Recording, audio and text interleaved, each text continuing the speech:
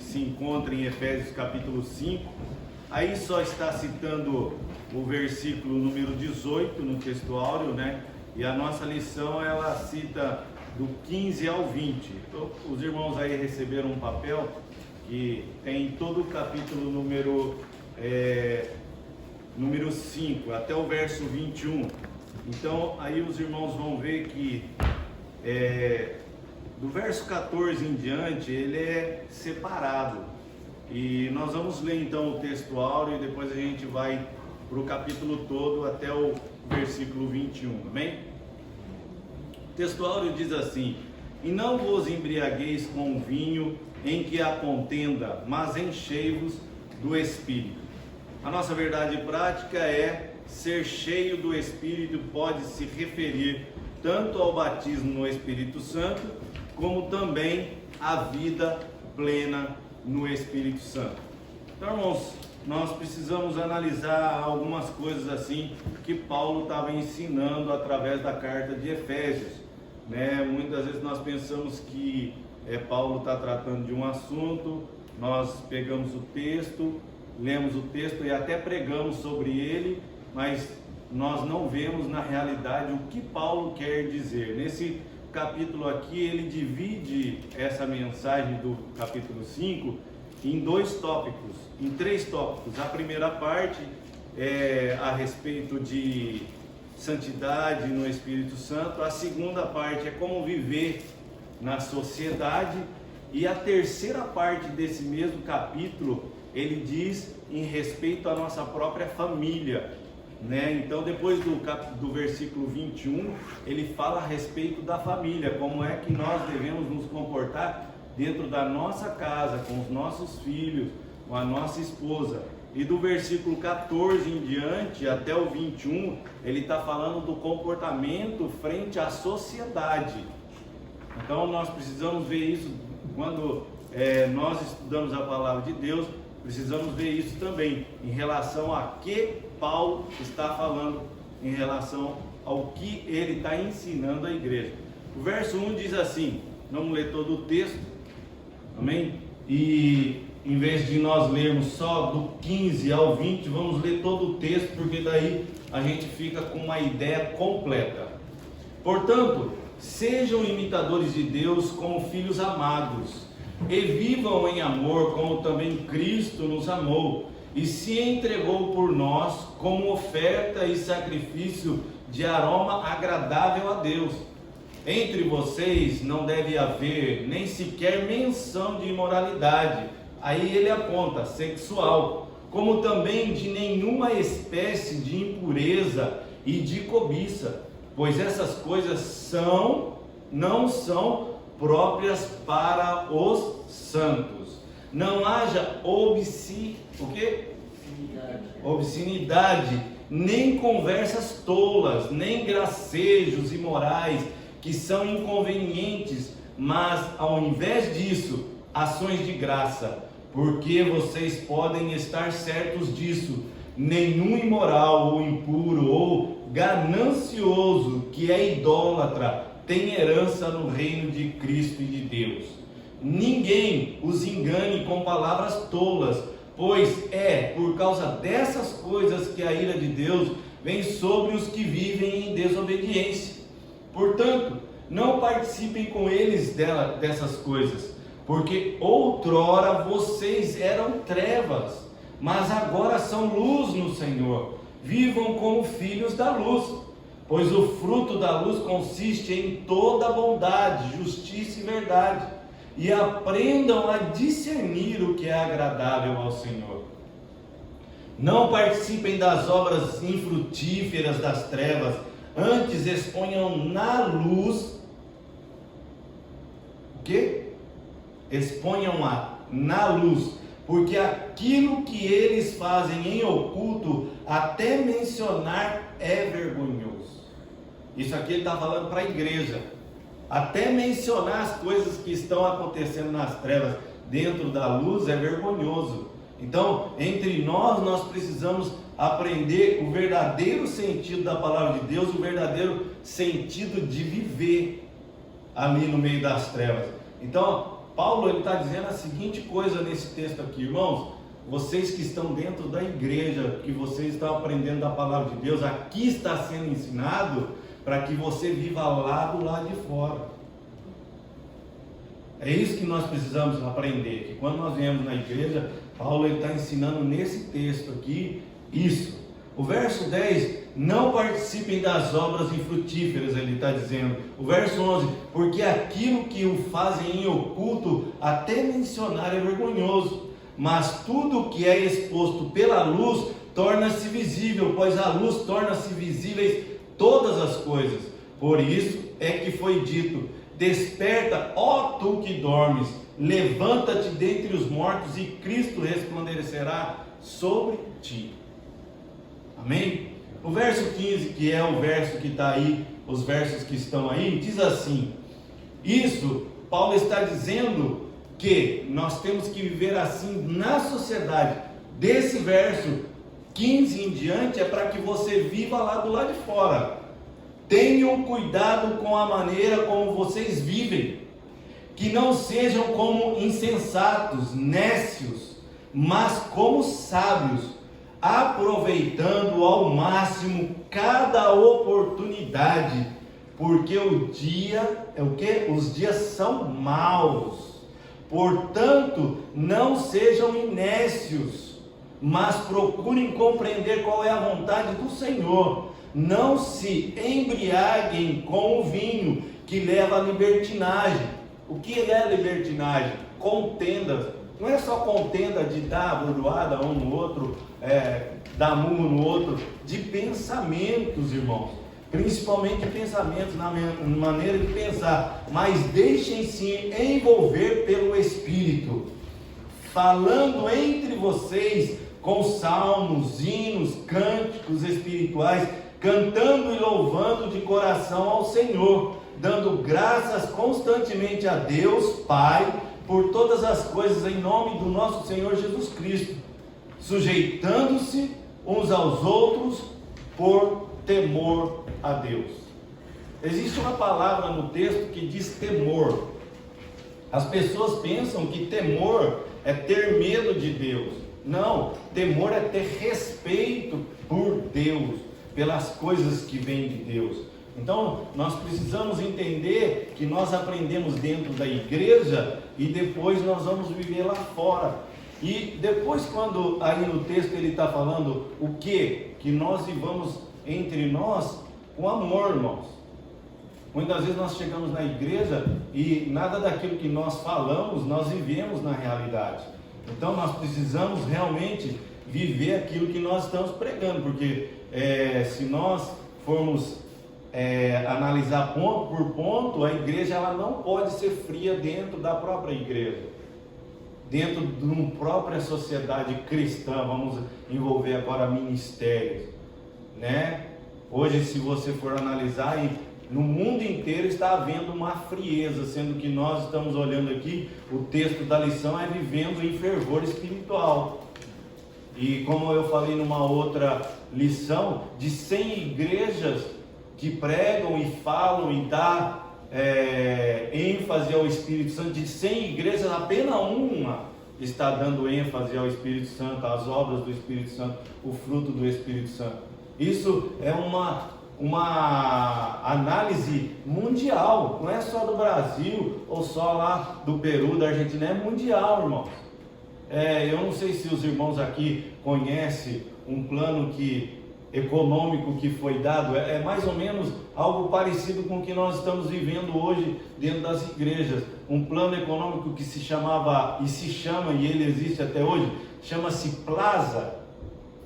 Os irmãos já ouviram falar desse plano econômico Plaza? Ninguém nunca ouviu, né? Então, irmãos, isso daí envolveu a minha vida e a vida dos irmãos.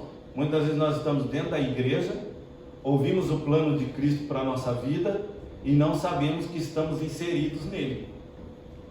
Você está vivendo esse plano na sua vida cotidiana todo dia e não sabe que você está envolvido nele. Por isso que Paulo está falando assim, não vivais o quê? Nécios, sem sabedoria naquilo que vocês estão fazendo. Amém, irmão? Amém. Então vamos lá. A Bíblia diz assim, a revista na introdução ela diz assim, a expressão todos foram cheios do Espírito Santo em Atos 2,4 quer dizer que todos foram batizados no Espírito Santo. Isso já estudamos na lição número 3, mas nela aprendemos igualmente que o cheio do Espírito indica também viver a plenitude e o fervor do Espírito.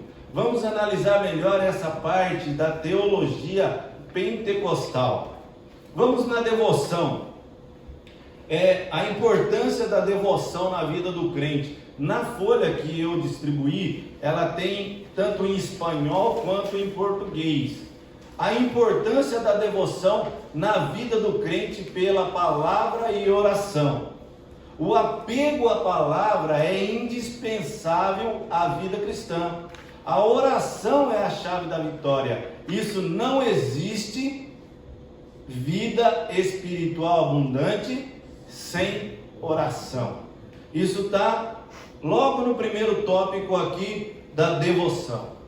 Irmãos, uma coisa que nós precisamos aprender no ato de devoção a Deus, eu não sei se você ora, eu não sei se você lê a Bíblia, aqui nós estamos estudando isso. Se você está estudando e não faz, é para que você mude.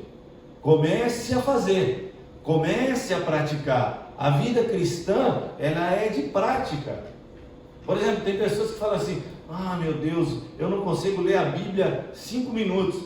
Mas irmãos, comece nesses 5 minutos, coloca um propósito. Nós estudamos na outra lição, o propósito, o compromisso com a palavra. Ponha 5 minutos, que logo você vai achar que esses 5 minutos é pouco. Ponha num propósito a oração. Ore 5 minutos, se você não consegue orar 10. Quantos minutos você precisa orar durante o dia? Isso é algo particular seu. Eu tenho a minha quantidade de horas que eu oro.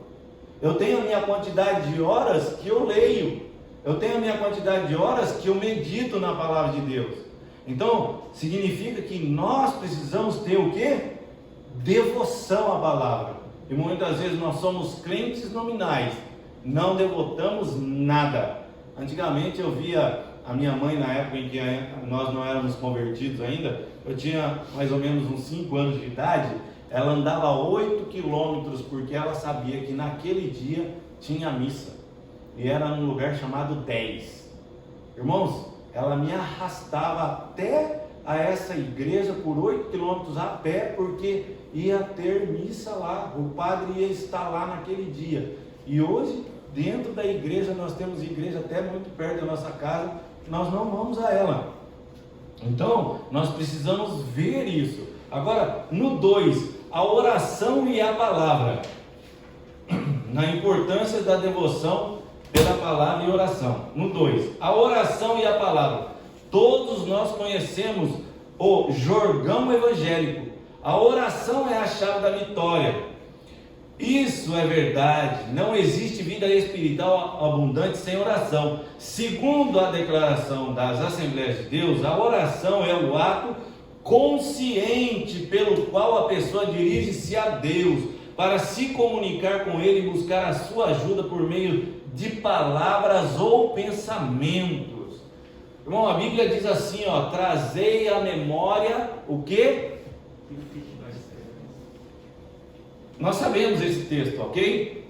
Mas a Bíblia diz a seguinte coisa, eu até citei isso outro dia, que se você ler quando Noé está dentro da arca, decorrendo o texto, você vai ver que Deus lembra-se de Noé.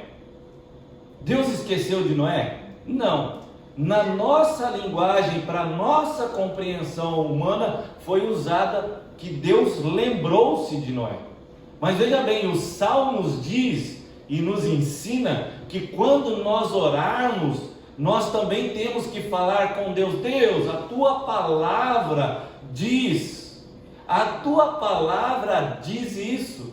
Nós temos que, a oração é um diálogo entre nós, o nosso raciocínio, o nosso pensamento e Deus. Mas para falar com Deus aquilo que Ele inspirou o homem a escrever a sua palavra na Bíblia, nós temos que saber respeitar as coisas também. Nós temos que chegar, Deus, a tua palavra que tu inspiraste, você tem que ter um diálogo com Deus. É por isso que aqui a lição está dizendo que a oração, ela é o quê? A chave da vitória.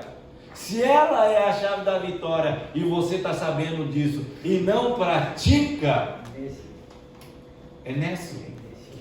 Está vendo como que nós estamos sendo nécios, praticando isso, e muitas vezes nós não queremos mudar isso.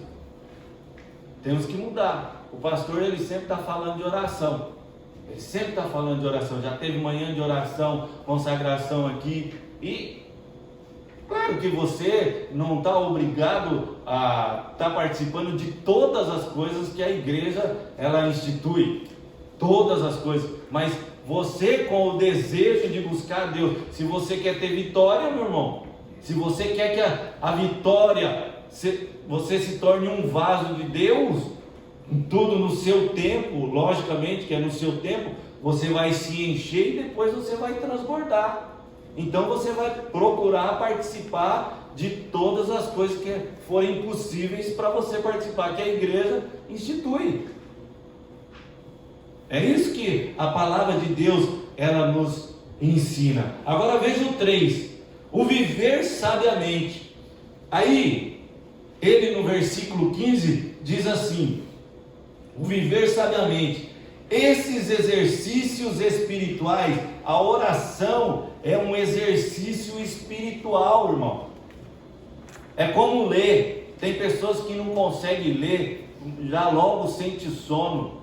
Quando eu começo a ler, de vez em quando minha esposa ela fala assim para mim: você não vai dormir?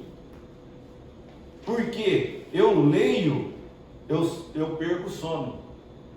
Então eu já tenho um lugar onde eu vou ler. E de vez em quando ela vai lá e ela fala assim: você não vai dormir?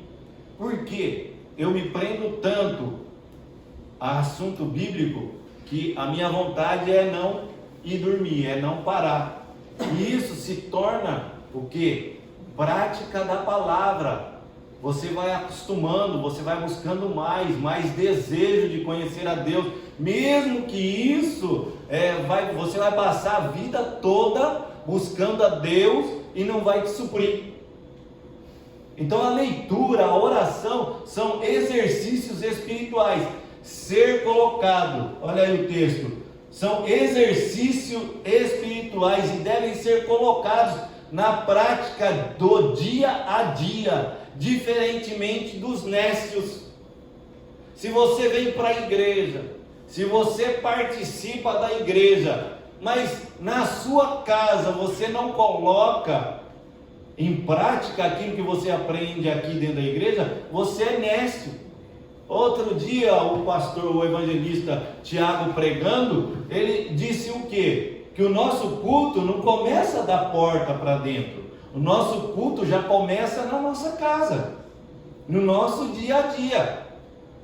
Se perguntar para os irmãos aqui, dentro da Bíblia, a numerologia aponta números, o quê? Perfeitos.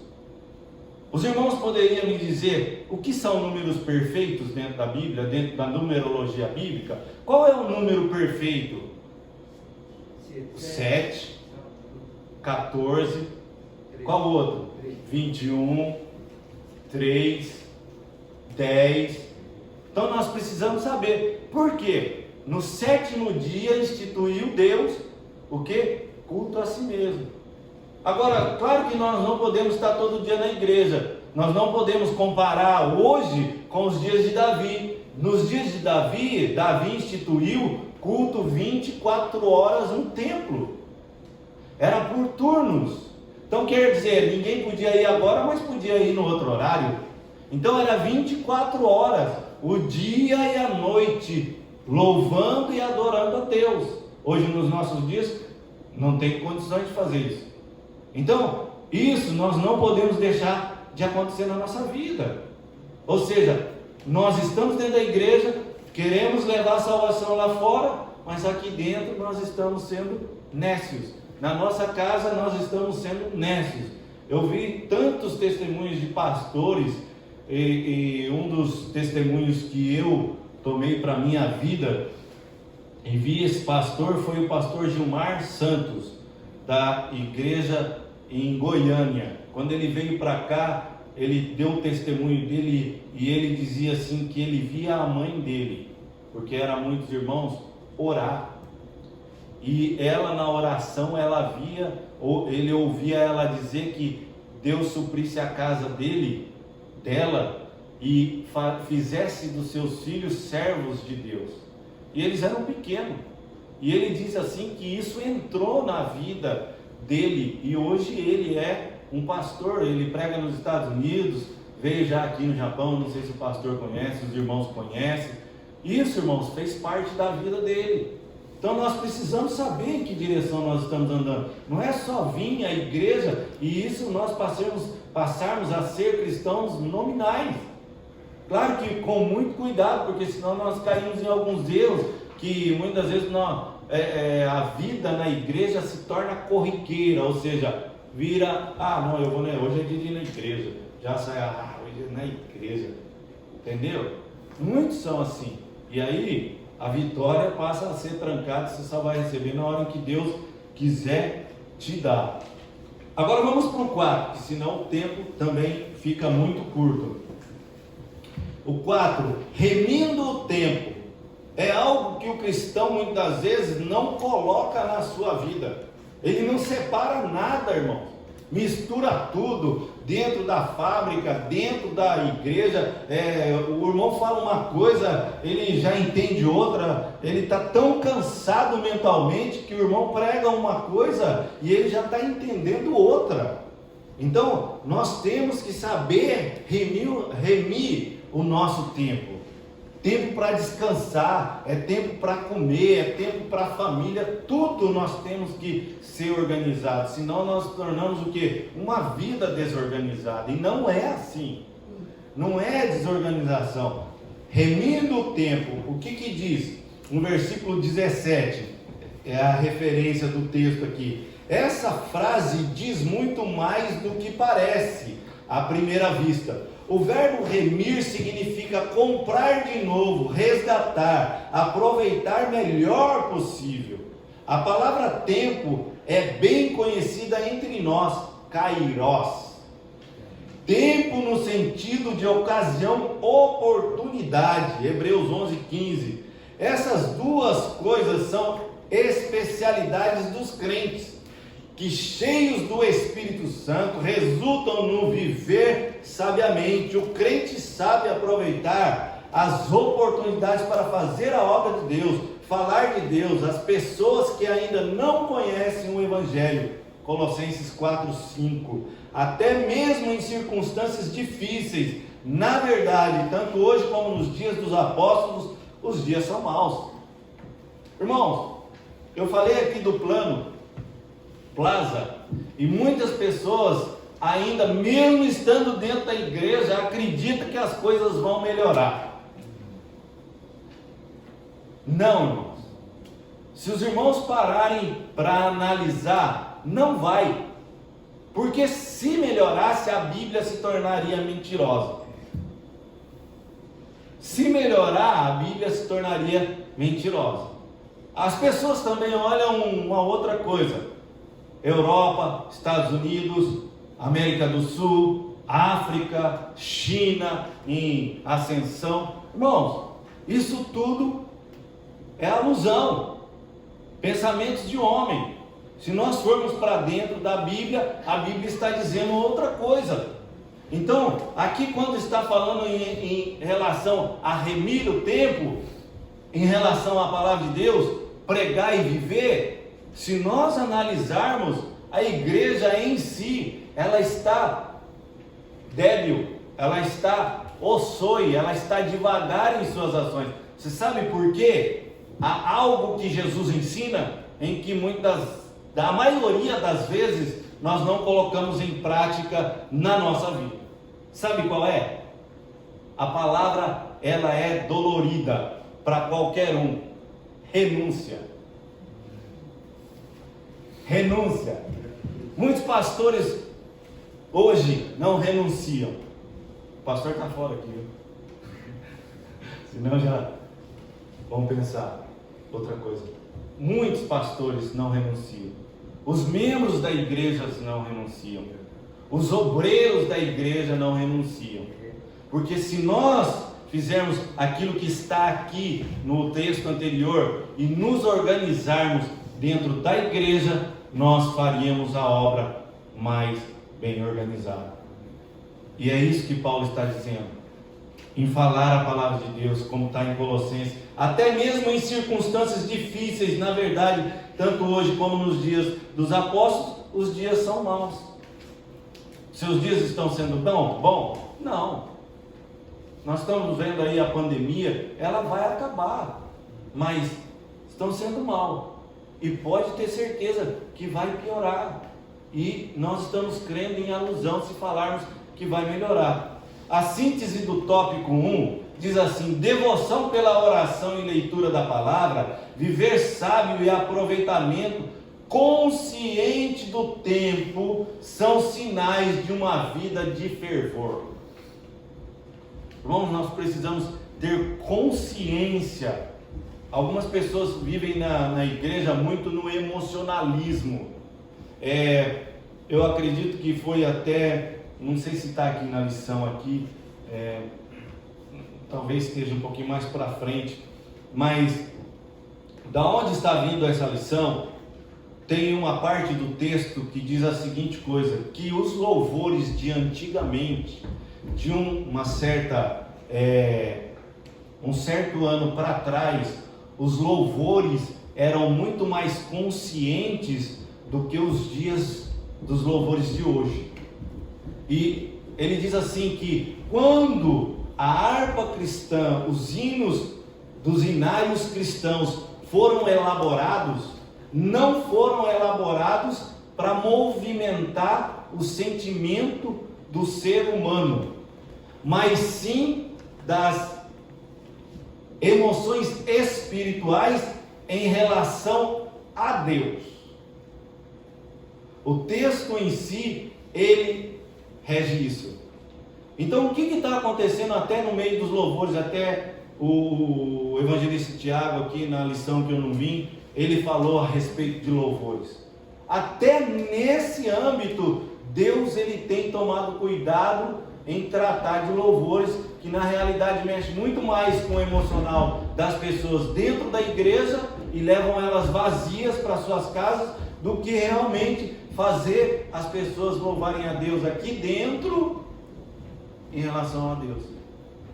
Isso é ser nécios, e temos que tomar cuidado nisso, se estamos aprendendo a palavra de Deus aqui.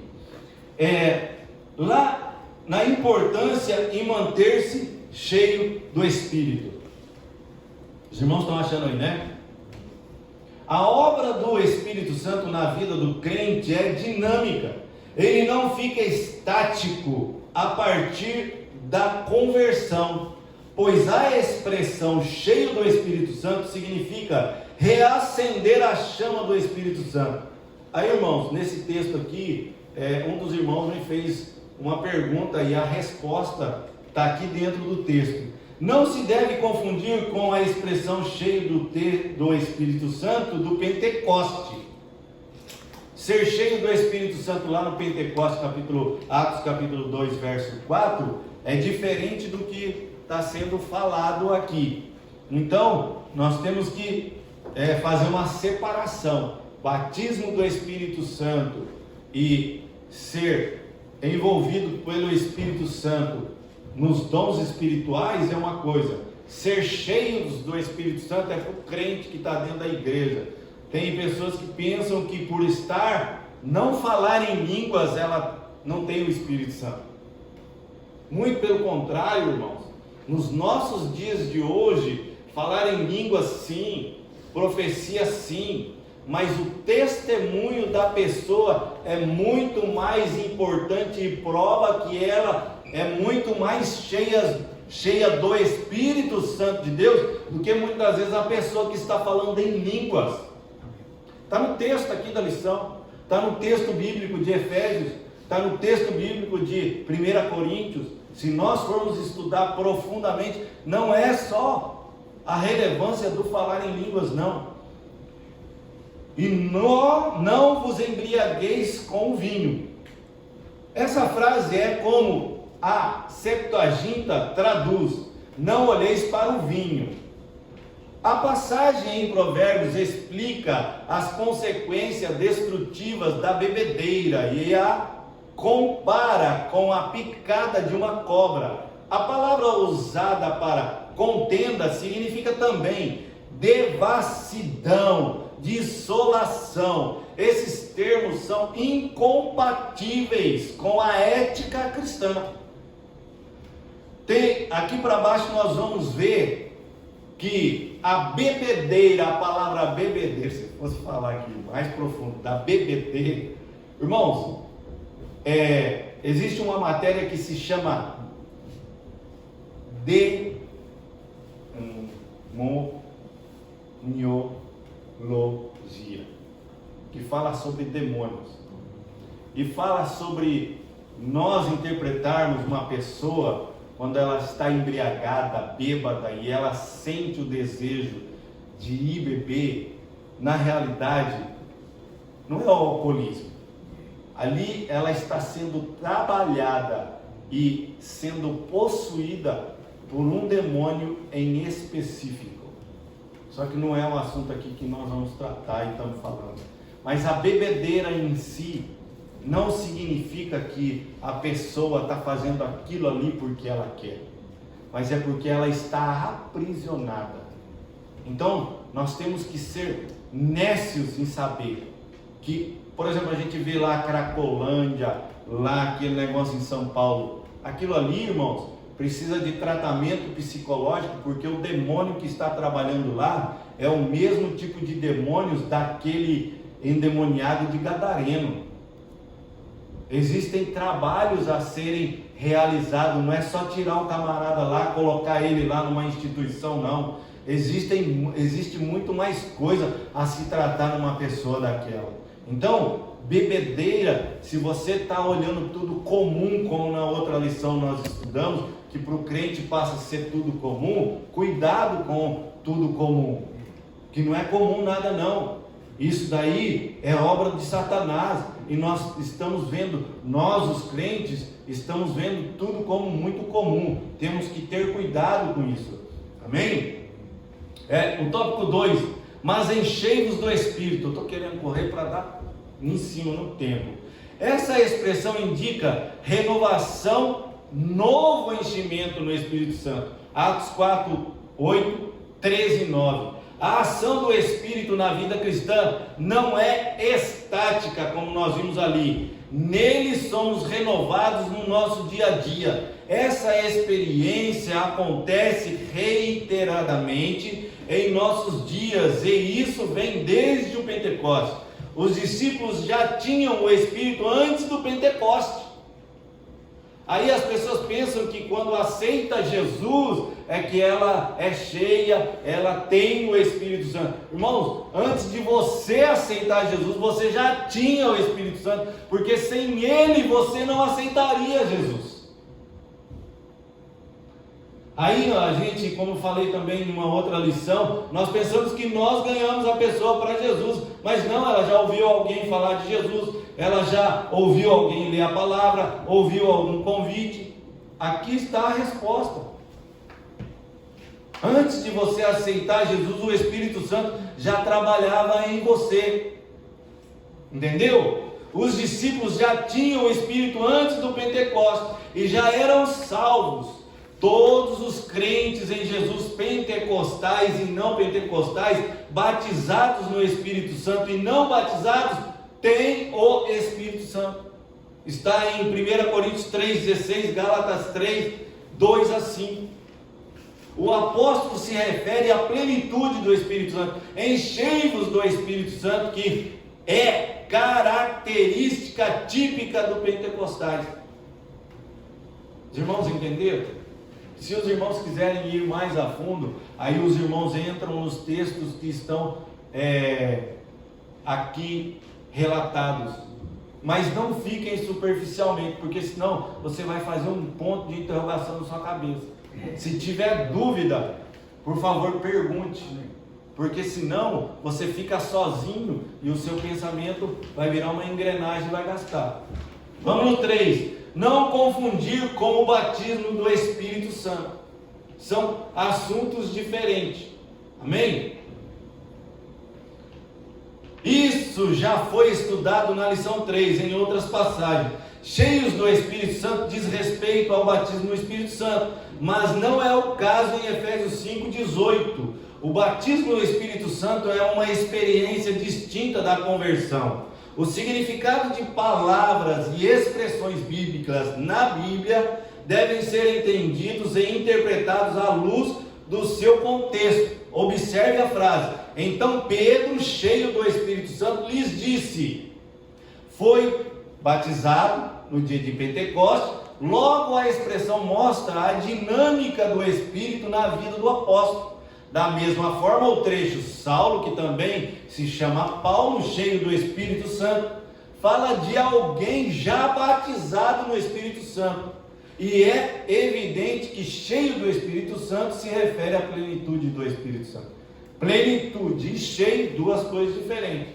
No caso de Paulo, que hora que ele foi batizado no Espírito Santo? A hora que a vista dele volta lá, que Ananias vai e ora sobre ele. Se você não ter todos os textos em ordem na sua cabeça, por isso que você precisa ler, você vai confundir. Quando ensinar você alguma coisa, o que vai acontecer? Você vai falar assim: não, isso daqui não tem nada a ver com isso. Aí começa a misturar, colocar no mesmo lugar, sem fazer separação, e aí você acha que quem está ensinando está fazendo confusão, e não é bem assim. Amém? Na folha, manter-se cheio do Espírito Santo, que é a síntese do tópico 2. A obra do Espírito Santo na vida do crente é dinâmica, ele não fica estático a partir da conversão. Cheio do Espírito Santo significa reacender a chama. Um dos requisitos para compor o grupo dos 7 diáconos era ser cheio do Espírito Santo. O que isso significa? Que para ser obreiro na casa de Deus, naquela época, e eu não vejo hoje também a diferença, é ser cheio do Espírito Santo. Ou seja, existem 3 requisitos na vida de uma pessoa que ela tem que existir para ela ser obreira na casa do Senhor. E nós provavelmente vamos ver aqui mais para baixo. Por quê? Porque, irmãos, de que adianta colocar uma pessoa como obreiro na casa do Senhor, sendo que o testemunho dela é mau? De que adianta colocar ela como obreiro na casa do Senhor, sendo que ela no seu interior não tem a certeza de que ela quer ser obreira na casa do Senhor? Ela precisa ter essa convicção. Ela precisa ver que Deus está trabalhando na vida dela. Senão, irmãos, você colocar 3 anos, máximo 3 anos, ela já está fazendo as coisas mal feitas dentro da igreja. Infelizmente. Então é melhor tomar muito cuidado na hora em que for colocar, do que colocar e depois se arrepender, porque daí você se sente culpado. Principalmente os irmãos que estão na frente da igreja. Aí, o pastor colocou, o irmão indicou, aí tudo vai para o pastor, tudo é culpa do pastor. Isso daí, nós não podemos ser necios. A palavra está indicando, por que nós não estamos fazendo? A palavra está ensinando, por que então a gente não está fazendo? Nós vemos hoje igrejas fechando, porque os pastores, numa caminhada de longo tempo, sabe o que acontece? De tanto ele ensina e desaprende, até ele não é um super-homem, ele não é um super espiritual, ele desanima, irmão, porque ele é homem. E nós, como crentes, nós temos que aprender isso. E um dos requisitos para nós sermos cheios do Espírito Santo, o Espírito Santo nos indica e nos aponta que nós precisamos nos deixar ser ensinado. Tem irmão que quer bater de frente com um pastor, com um educador dentro da igreja, com um pregador que está pregando, ele quer bater de frente, e o Espírito Santo a maioria das vezes o Espírito Santo está falando assim: deixe-se ensinar, aprenda, olha o que está sendo pregado, olha o que está sendo ensinado, e o camarada está ali: não é assim, eu não penso assim, eu não vou mudar nunca, eu nasci desse jeito, vou morrer assim. Meu pai falava isso, minha mãe falava isso. Mas se você for ver, há 40 anos atrás, muitos de nossos compatriotas lá do Brasil ensinavam, mas não tinham o conhecimento que nós temos hoje. Então é a luz das Escrituras que vai fazer com que nós enxergamos as coisas como a Bíblia diz que é. A teologia de hoje, ainda ela está melhor do que os dias anteriores. Aí, se nós ficarmos dizendo: antigamente era assim. Não, hoje nós temos condições de fazer muito melhor, aprender muito melhor, muito mais aperfeiçoado do que antes. Porque hoje nós temos literaturas muito melhores do que tinha-se antes. Hoje tem até a internet, com muito cuidado, mas tem. Amém? Do tópico 1, não fui nem no tópico 2 ainda, irmão. Amém? Vamos ler pausativamente aqui, pulando alguns trechos para irmos rápido. Essa frase é como a Septuaginta, nós já lemos, né? Já lemos esse texto. Então vamos para o síntese do tópico 2, que eu acabei de ler na folha: viver no cheio do Espírito. Então vamos lá na vigilantes contra a frieza espiritual. Você deve se lembrar de que um dos requisitos para compor o grupo dos 7 diáconos era ser cheios do Espírito. Como identificar alguém cheio do Espírito?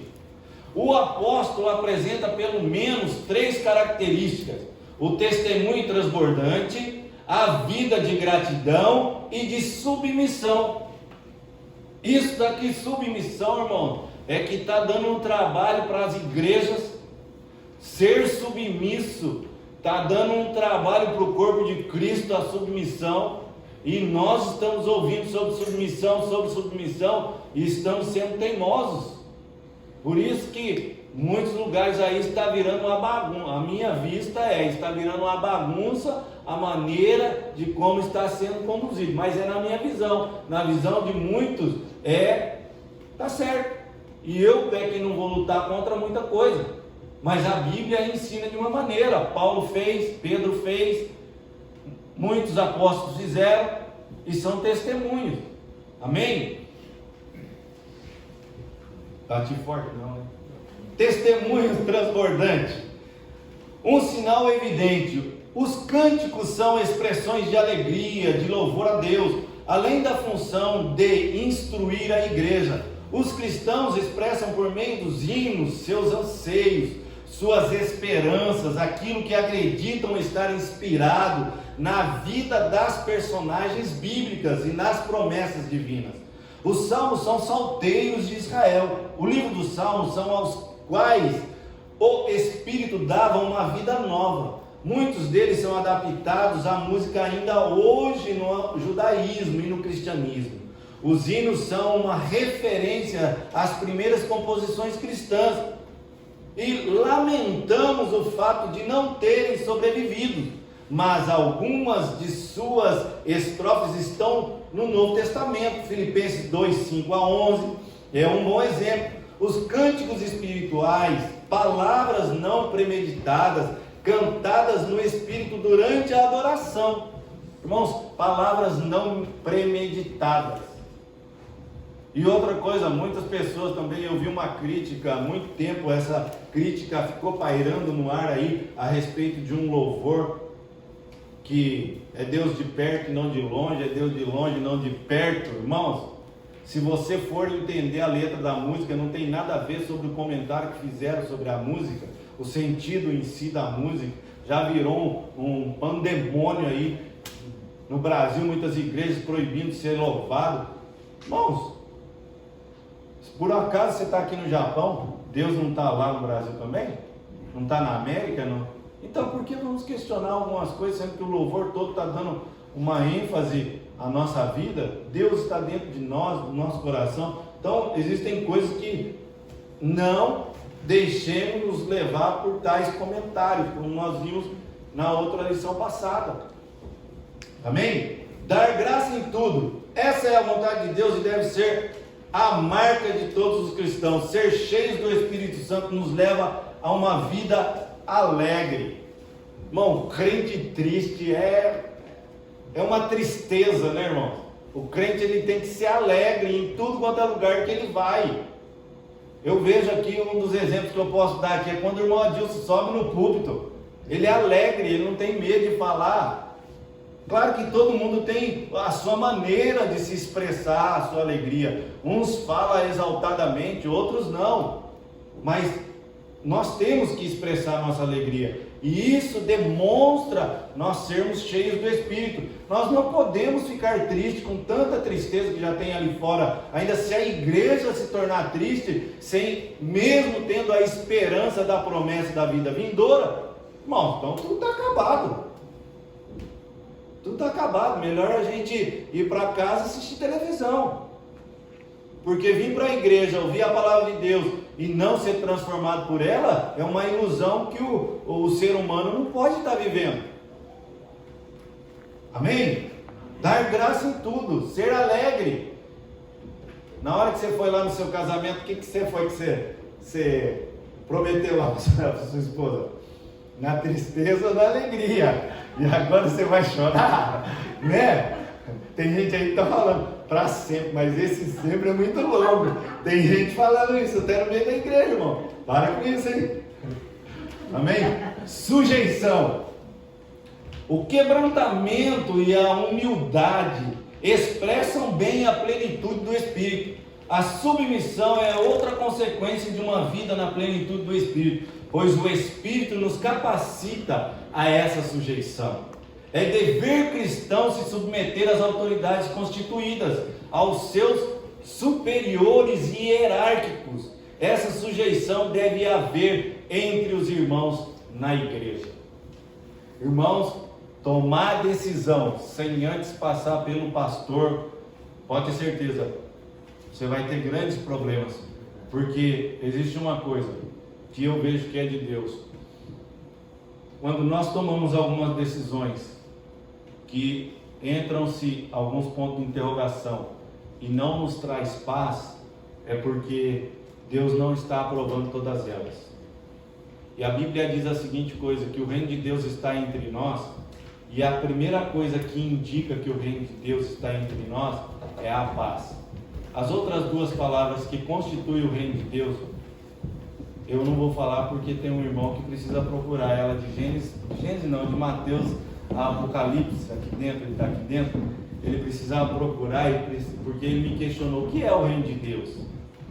Então, o reino de Deus, para você ter o início de saber o que é o reino de Deus entre nós, a primeira palavra é paz.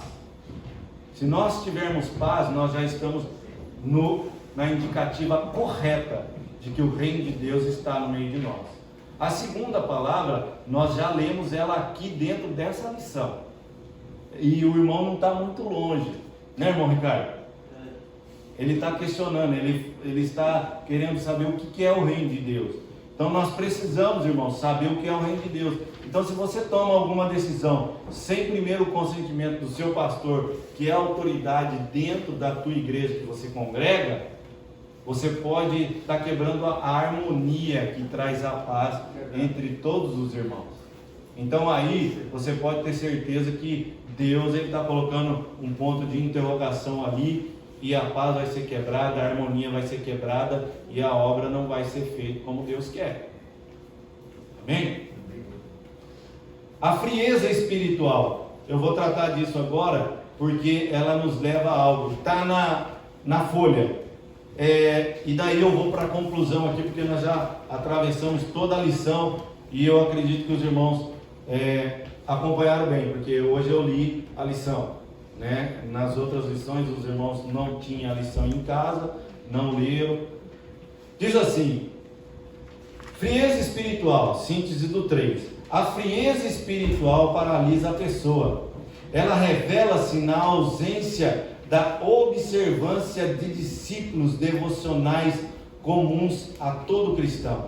Quando não há mais o desejo de separar tempo para oração, meditação nas Escrituras Sagradas, não se pratica mais o jejum, não há mais o respeito e a reverência pelas coisas espirituais, tudo isso se apresenta como um ciclo débil que envolve a vida das pessoas, até que elas passam a racionalizar o pecado. O pecado para ela não faz mais efeito nenhum. Uma vez que a vida espiritual perde sua vivacidade, a vida moral tende a sofrer consequências degenerativas. A melhor prova da pessoa cheia do Espírito é o seu testemunho, sujeitando-se uns aos outros, no termo de Deus.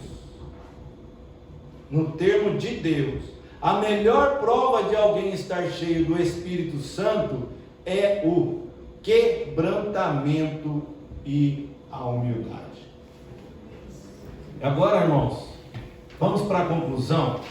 Desde os cultos até o lar, ou seja, aquilo que você vai fazer aqui hoje, até a sua casa, desde o lar até o trabalho, até a sociedade, por meio desses testemunhos é possível observar quem é cheio do Espírito Santo. Então nós não podemos confundir as coisas. Só estarmos cheios do Espírito Santo aqui na igreja, só falarmos em línguas aqui na igreja. Deus vai te mostrar as coisas aonde você estiver. Deus vai mandar um profeta aonde você estiver. Deus vai cumprir promessas na sua vida aonde você estiver. Agora eu coloquei aqui na lousa, devoção na vida do crente. O que mostra você, se você não estiver praticando essas coisas, então você não tem devoção na sua vida. Você simplesmente é um crente nécio. Você vem à igreja, mas não pratica na sua vida. E o que nós precisamos praticar é aquilo que a palavra de Deus nos ensina. A oração, a leitura da palavra. Algo que o cristão abandonou. Ele abandonou, ele não pratica mais. A igreja, se o pastor convocar um jejum na igreja, para que os irmãos participem. Irmãos, eu não vou falar maquinorrado, mas muitos irmãos não vêm, e se abusar só o pastor da igreja. Isso porque ele convocou. Sabe por quê? Isso aqui a igreja abandonou. Ninguém pratica mais. E eu não vou colocar 100%, porque dentro desses 100% pode ter um 0, alguma coisa que pratica o jejum. Agora, oração, só em você estar no seu trabalho, ali bubuçando, você está orando. A leitura da palavra você faz dentro da igreja. Mesmo que você não leia na sua casa, que é um dever do crente, que é um dever do cristão, para ele aprender as coisas de Deus, ele ainda pratica um pouco. Frequência no culto, aquilo que você está fazendo aqui. Muitos crentes querem vir só no dia de Santa Ceia, para tomar Santa Ceia. Está vazio, irmão. O jarro está quebrado, rachado, está saindo por baixo.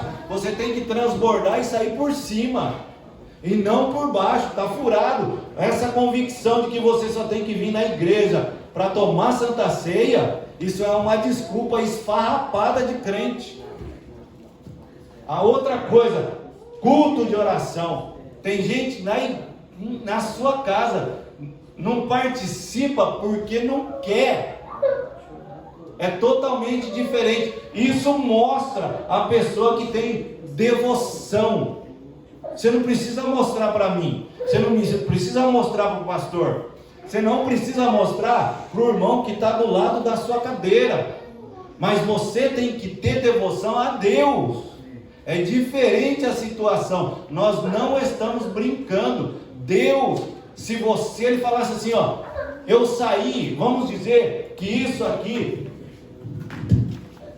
ó, esse ponto preto, Deus saiu daqui de dentro.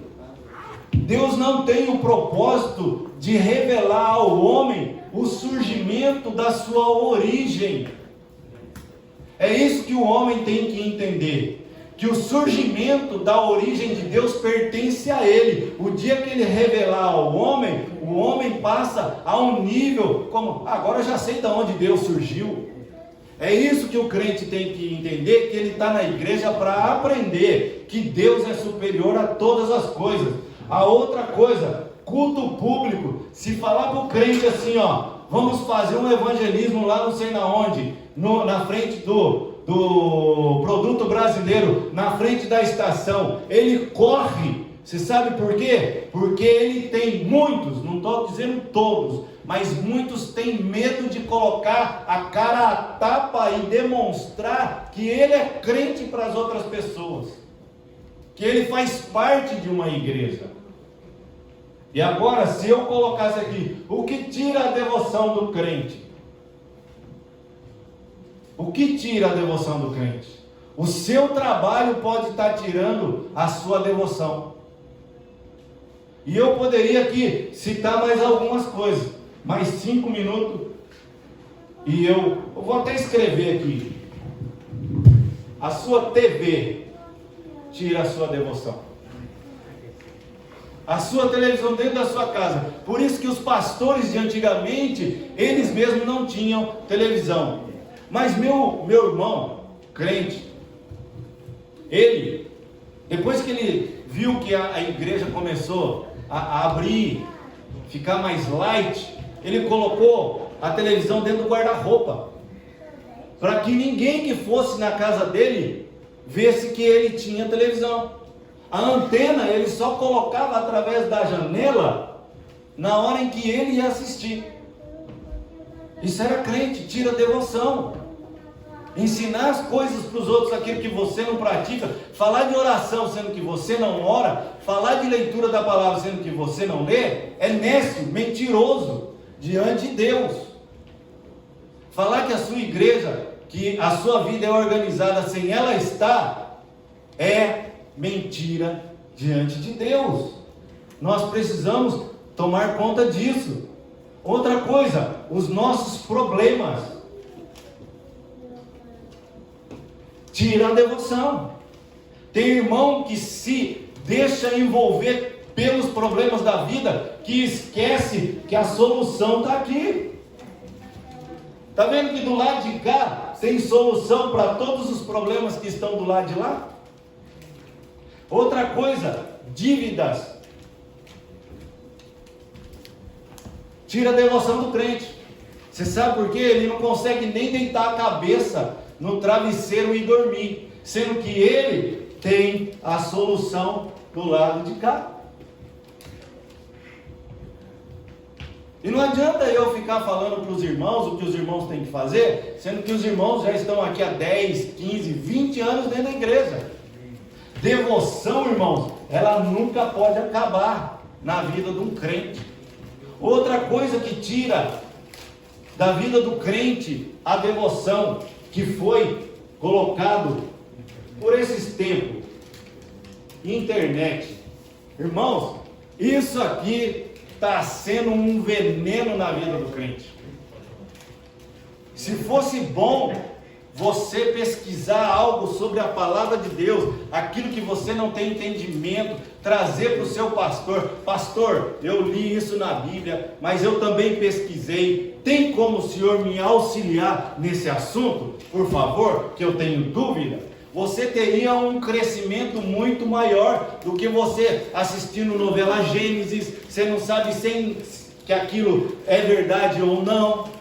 Minha esposa veio com uma pergunta e ela deu uma olhada em alguns capítulos. Eu falei: não assiste não. Não é questão que ela está proibida, mas ela veio com umas perguntas e ela falou assim: isso aconteceu? Abri a Bíblia e mostrei, está aqui.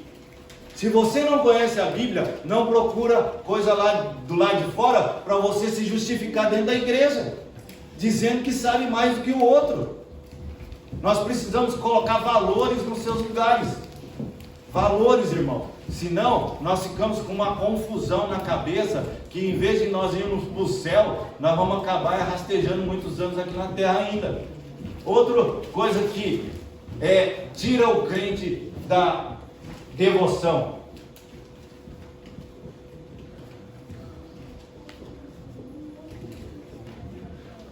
Diversão fora de hora. Por que eu falo isso? Você tem que ter um tempo para a família. Você tem que ter um tempo para ir passear. Mas se você der muito tempo para isso, pode ter certeza que você vai sair disso. Tudo tem que ser balanceado, irmão. E isso está dentro da devoção. Nós não podemos cair fora disso. Outra coisa também que nos tira da devoção: cansaço. Irmãos, o que tem de irmãos cansado de orar, cansado de ler, cansado de jejuar, cansado de culto de oração e cansado de culto público. Irmãos, nós precisamos mudar muita coisa dentro da igreja. Não é mudar dentro da igreja, mudar dentro de nós. Precisamos realmente ter algo para raciocinar, coisas que nos ensinem. Isso não é cobrança não, irmãos, não é cobrança minha não, é a Bíblia. Bíblia nos dá paz. Se algo do que está sendo ensinado está tirando a sua paz, então é porque algo ainda tem que ser encaixado na sua vida, que ainda está fora, porque tudo tem que ser por equilíbrio. A balança, ela não é pesada, a balança de Deus, ela não é pesada nem para um lado nem para o outro. Amém? Irmãos, realmente, Deus ele tem que trabalhar na nossa vida se nós quisermos ir para o céu, se nós quisermos aprender a viver ali do lado de fora. E se você quiser, grave esse nome, Plaza. Procura, estuda sobre ele, para que você não caia em erros que no futuro, esse plano, ele foi usado no passado e ele ainda está em decorrência e vai trazer muito problema. E o crente, ele tem que estar ligado na palavra e nos acontecimentos de revelações e daquilo que ainda vai acontecer. Nós não podemos colocar as coisas, vai para cima, vai para baixo, hoje estamos frios, hoje não estamos. Irmãos, sejam sérios nisso, amém?